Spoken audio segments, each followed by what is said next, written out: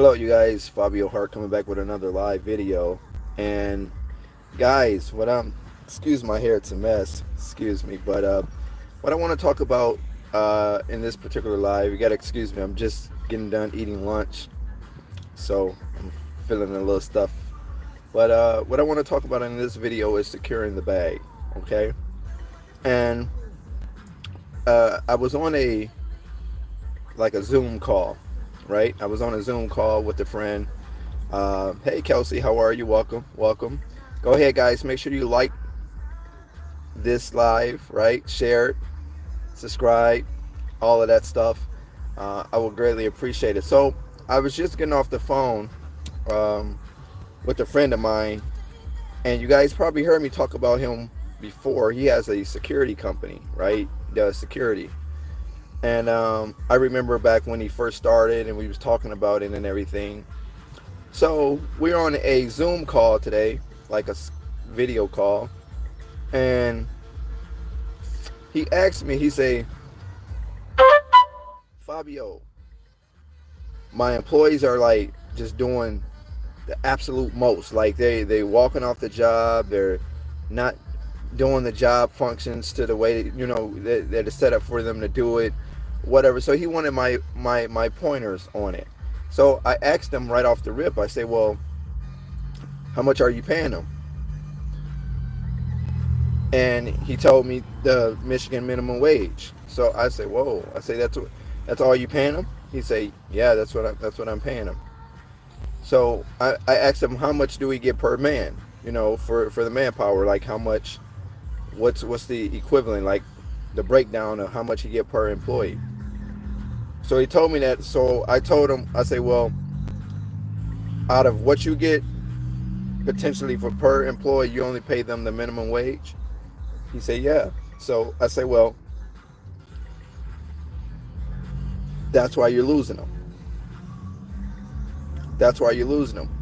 So I was compelled to go live today, guys, because some of you guys might be doing the same thing. Okay, training has a lot to do in maintaining your employees. It has a lot to do with it. But also, advances, more pay, showing that you care, I guess, about their well-being. All of that goes into play.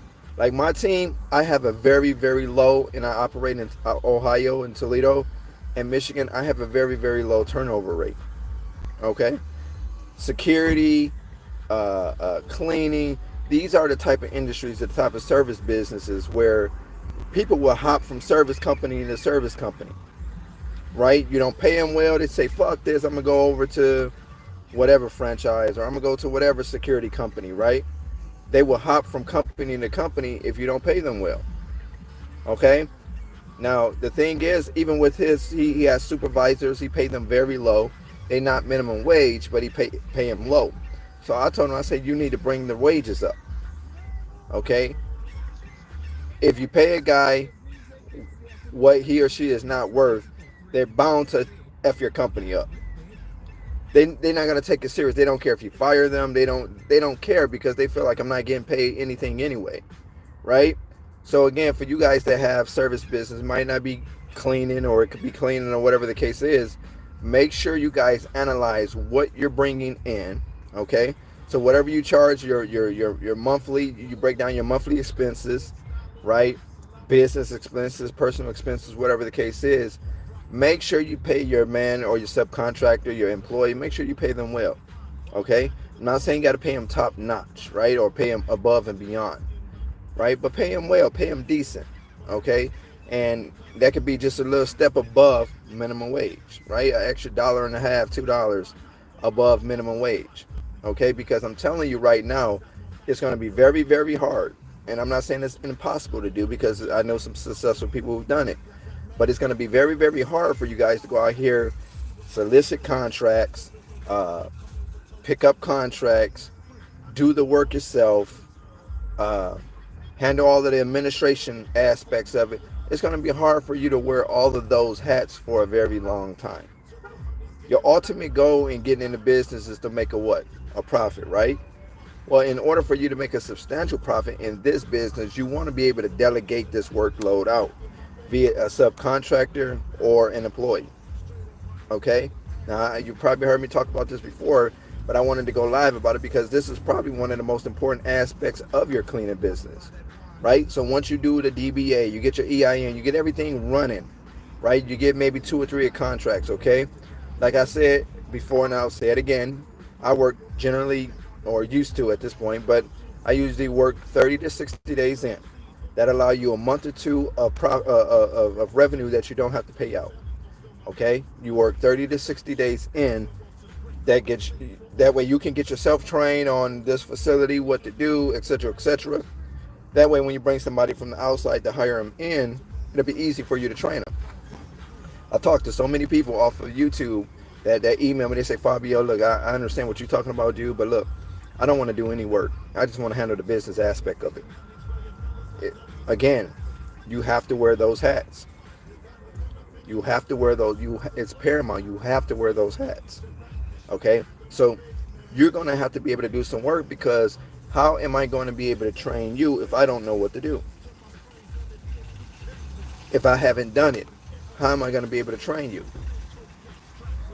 So that's why I tell people to work 30 to 60 days in, if possible, and then hire a body. Put a body there. And the same thing for the next count and the next count. Now, when you get to hiring managers, now you're at a position where I'm at now, right? My managers know how to do what I used to do, right? So I don't necessarily have to work 30 to 60 days in myself, right? Because I done elevated, right? I done went from employee to now I have managers or supervisors, and then it's me. So my supervisors answer to me, my employees answer to my supervisors, if that makes sense. Okay? Again, my supervisors answer to me, and my employees answer to my supervisors. Okay, so again, and that's another thing you guys want to start looking at, supervisors. Again, guys, I know how scary it is in the beginning. I know when you got 2 or 3 accounts, you know, you're only making a few $100 or whatever the case is, maybe a little bit over a stack or $1,000 or so. I know you're like, this is not a lot of money when I break it down, and I can't afford to do this, I can't afford to do that. But in order for your business to grow to the magnitude where you would want it to grow to, you got to start delegating that work out. Okay, now I'm not going to tell you if you should have a subcontractor or 1099 or if you should have an employee. That's up to you to decide what's better for your company. Okay, that's up to you to decide what's better for your company. Some people 1099, some people W2. Some people have both, right? As far as payroll, that's up to you. I know some companies out here that pay once a month. So and all employees know exactly when they're going to get their paycheck. They know they're going to get paid once a month. Some people pay weekly. Some people pay bi-weekly. That's entirely up to you. You shouldn't even want to, ask anybody, hey, well, what do you pay out? Do you pay weekly? Do you pay bi-weekly? You should just look at your business and see what fits you. Do you want to be processing checks once a week? Or would you rather have that little time span and do it bi-weekly? Or would you rather just have that incredible time span and do it monthly, right? 1 check a month, right? So again, all of that comes into play. You guys, that's what you should be working out. Like when you're doing the 30 to 60 days in, you should be kind of planning that, crafting that out. So when you go to hire a body in, you already know what your game plan is. People ask me all the time, Fabio, who does the payroll for you? Paychex. It's paychex.com. You can go to them right now. Go to them after the live. Right, they have an incredible format. They're good for smaller companies, like companies under 100 people, right? So that's who we use. Paychex, paychex.com. Okay. Again, and they do direct deposit. Sorry, I'm a text message. And they do direct deposit. They handle your hiring and your firing. They have a lot of different things that they do. Go to the website. Before you even select to talk to a representative for Paychex, just scour their website. Look it up and down. If you have any questions, jot it down so when you get a rep on the phone or when they send a rep out to you to talk to you or to video chat with you, then you'll have those questions, right? You have them already written down so you won't forget what to ask. Okay, but again, guys, this is all part of, remember I talked about on the last video, every aspect of your business is a system. The hiring process is a system. Okay, so like I was telling my friend who have a security company that has a high turnover rate, it's really coming down to the people not taking the job serious because they're not getting paid what they feel is enough. They're getting paid minimum wage. Okay, again, you can start off there, right? You can start if you got somebody that never did cleaning before. They just like, hey, I need a job. Woo do woo do woo. You can start. It's okay to start off there. Okay, but that you don't want to just stay at minimum wage, right? Because people would not take the business credible. They won't take it serious. And I would rather pay a guy or a girl a little bit more to work for me and have them stay aboard like my people do. Because my people, if my people leave, it's because they're making way more money than what I'm paying. That's generally why my people leave. And I totally understand it. Because when I was working for somebody, I would do the same thing. If I found a job that was paying a lot more or a little bit more than what I was currently making, then I would jump ship. Right? So again, you have to realize that this will happen even with subcontractors, guys. Subcontractors like me, I do a 70-30 deal. I still do that. And if you watch some of my older videos, you see consistently I've stuck with the 70-30 deal. Right? That's when I bring the contractors a client. I pay them 70% and I'll take the 30 because they doing the work. I use the what I call the Henry Ford model. Okay? Henry Ford, he didn't build the first Model T. Okay?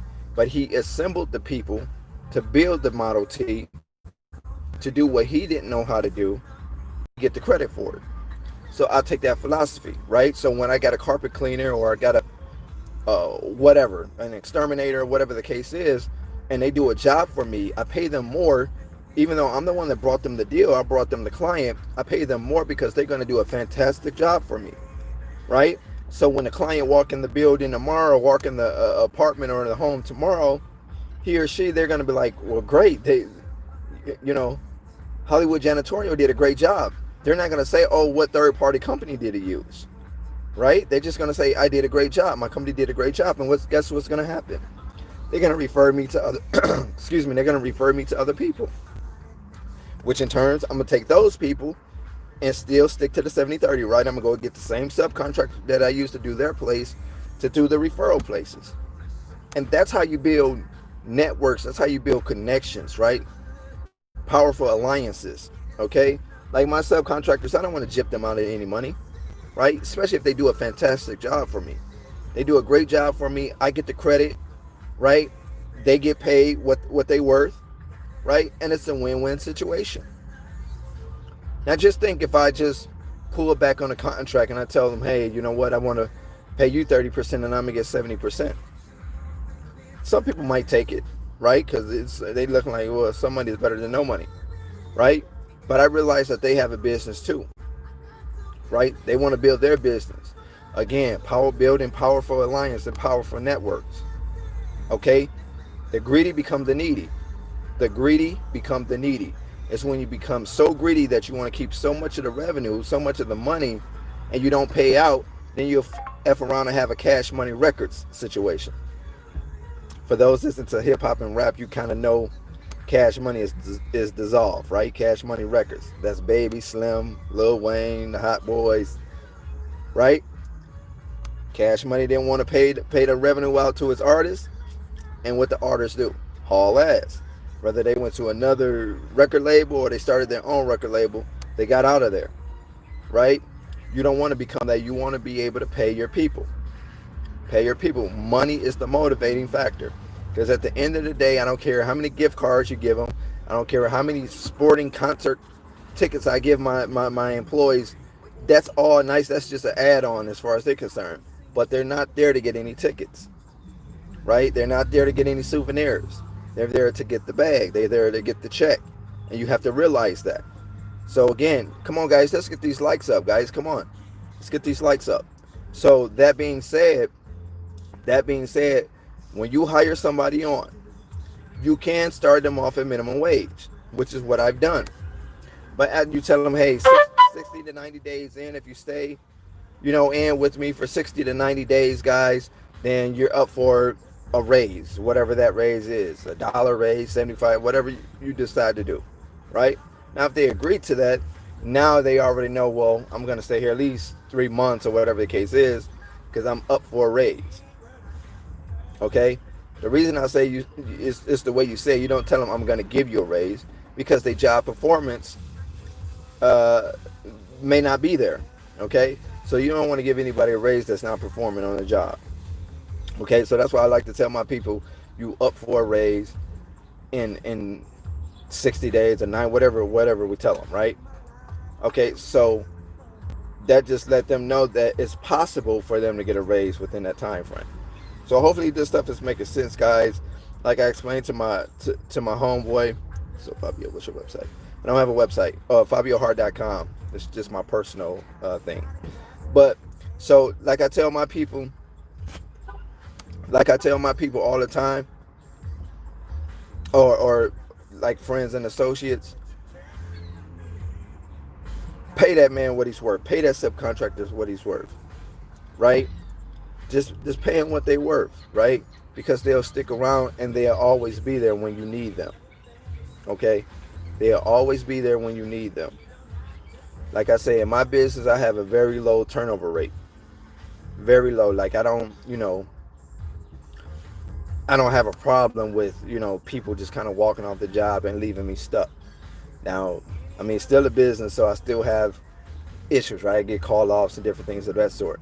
But as far as people just walking off the job, not taking it serious, causing me a lot of grief and a lot of headaches, I really don't have that as it relates to my employees. I mean, not for real. And if I did, I wouldn't necessarily have to handle it because I've delegated that out to managers. Okay, so, and this is what I tell people on my coaching. I tell them all the time, hey, I've had many people come, Fabio, I don't know what I'm going to do. Fabio, these damn fucking employees. I say, look, sweetheart, why you not going to hire a coach, supervisor, a manager? Well, I don't know anything about, like, I don't know, like, how, like, what are they supposed to do? Again, you got to know your business. You gotta know what they're supposed to do for you. What do you do? Train them on what you do, right? No shortcuts or anything. Whatever you do, train them on that on a consistent basis. This is what I do on a daily basis, and then let them follow suit. I deal with call-offs. I deal with placement in terms of putting where to place them at, what site to place them at. I deal with, this, or I deal with that, right? So you got to train them. Okay? Now me, when it comes down to hiring managers and supervisors, I like to hire from within instead of coming from the outside, because if I get somebody that's already been with me for a long time, they've been with me for a significant amount of time, they know the ins and outs, they have worked at maybe quite a few different contracts for me, different accounts for me. Now I can take that person from employee, and if they agree upon it, I can bump them up to a supervisor, right, and pay them a little bit more, right? So the task is going to get bigger for them, right, because they're going to have to deal with the calls at 12 midnight where somebody say, hey, I caught a flat tire, I was on my way to a site, or I'm in between sites, I was able to clean one site, but I can't get to the other one right away because I caught a flat. They're going to have to deal with that, right? But they train to deal with that, because at one point I had to deal with that, right? People that get car gets stuck in snow, get heavy snow out in Michigan, right, in the wintertime. So again, you have to train your supervisors. If you're going to pay them good, you want to train them good, right? They need to know you, and you got to be willing to share that information. They need to know, like, some of the contact people, as far as if something happened at a site, they need to know the emergency number, somebody that they can contact, right? Because the more you train your supervisors, guys, the more it takes off of your chest. The more it's free for you to go out and get new contracts or to handle different endeavors, okay? Some of you are just so scared. You say, I got my sister working for me. I got my brother working for me. I got my little son working for me. And that's fine. But if your son is 17 years old, 18 years old, and cleaning is really not his thing, and you just placed him there because he's your son, again, the results can vary. if he don't take it serious,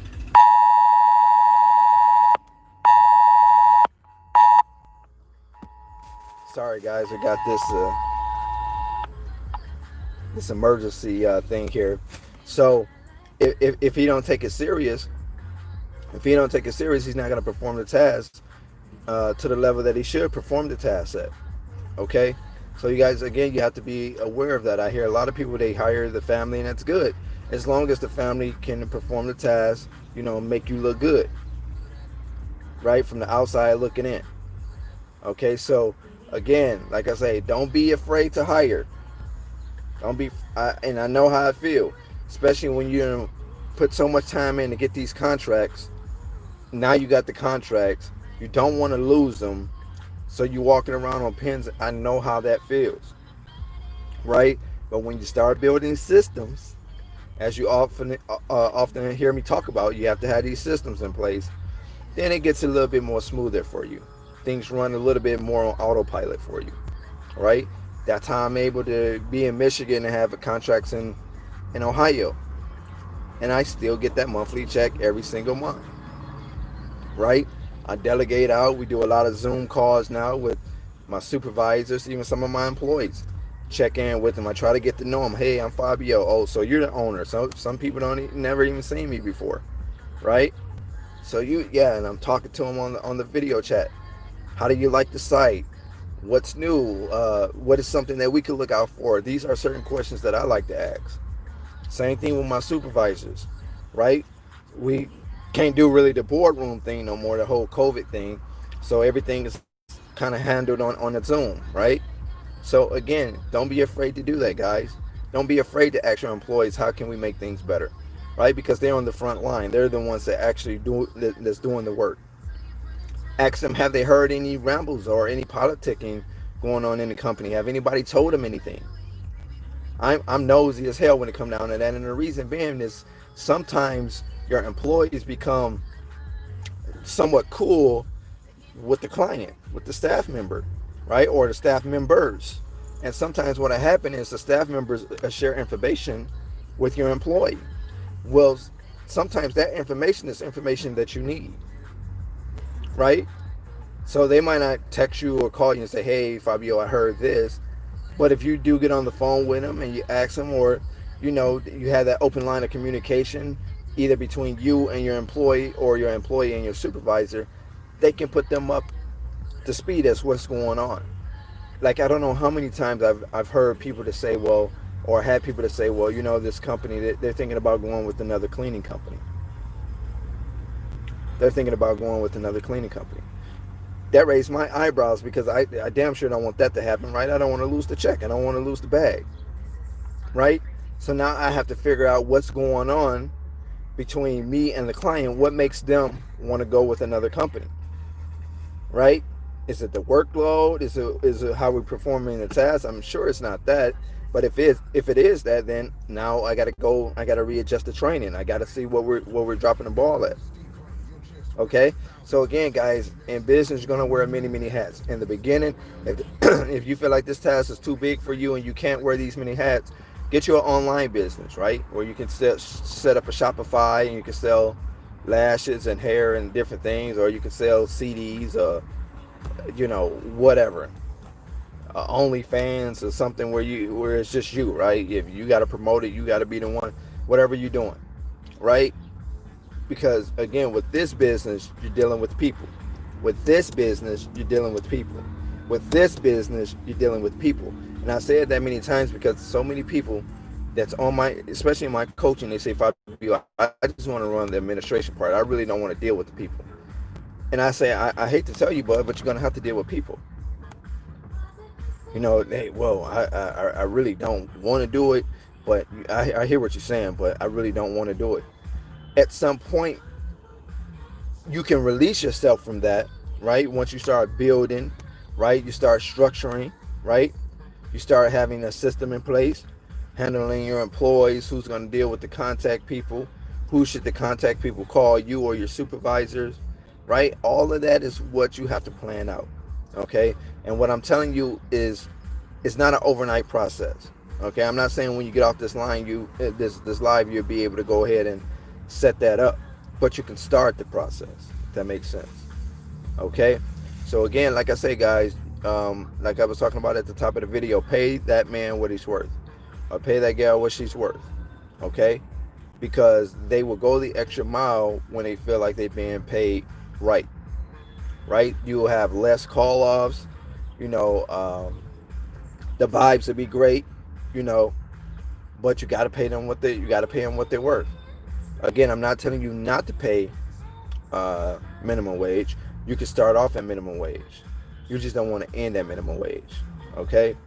Again, the greedy become the needy. And then that can become very stressful for you guys. So if you guys don't have any questions, comments, or concerns, you know you can always email me at hollywoodjanitorialserve at gmail.com, hollywoodjanitorialserve@gmail.com if you have any further questions or anything you need my help with. Outside of that, I open the lines up for you guys to go ahead and ask me questions. And if you don't have any questions, I'll go ahead and cut the video short. Let me see here.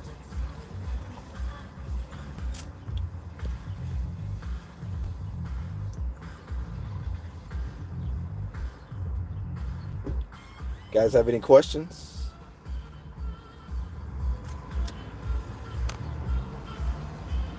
You have one. Kelsey have one. What's your question, Kelsey?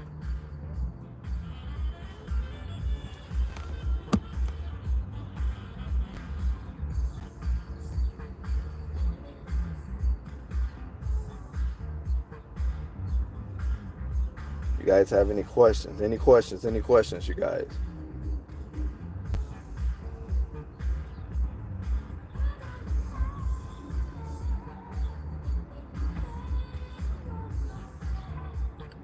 You was told in disinfecting you need a specialty insurance. Well, maybe in your area, that's just something that you would have to look into for your state.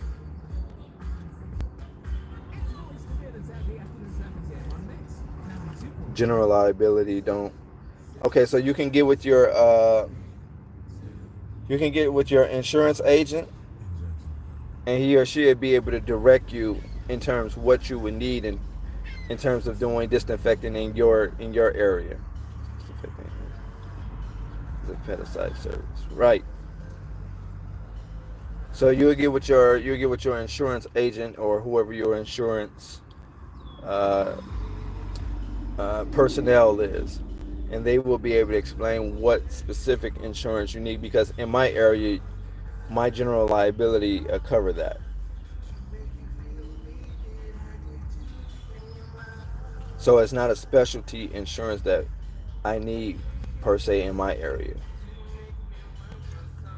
So that's how, if that's the case, that's how I figure that it's probably something within your state, in your area, that you'll probably need.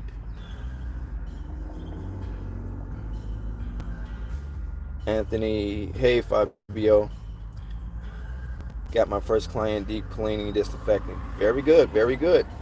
Now do a great job and turn that client, that disinfecting client, into an ongoing, residual, reoccurring revenue where you're cleaning them on a month-to-month basis.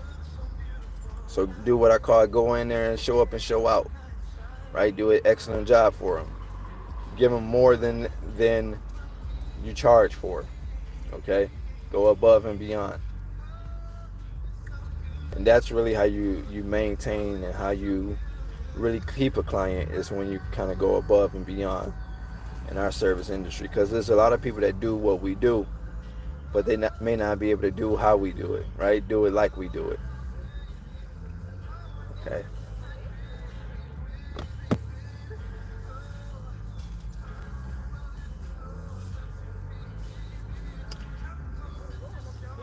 Guys, got any more questions for me?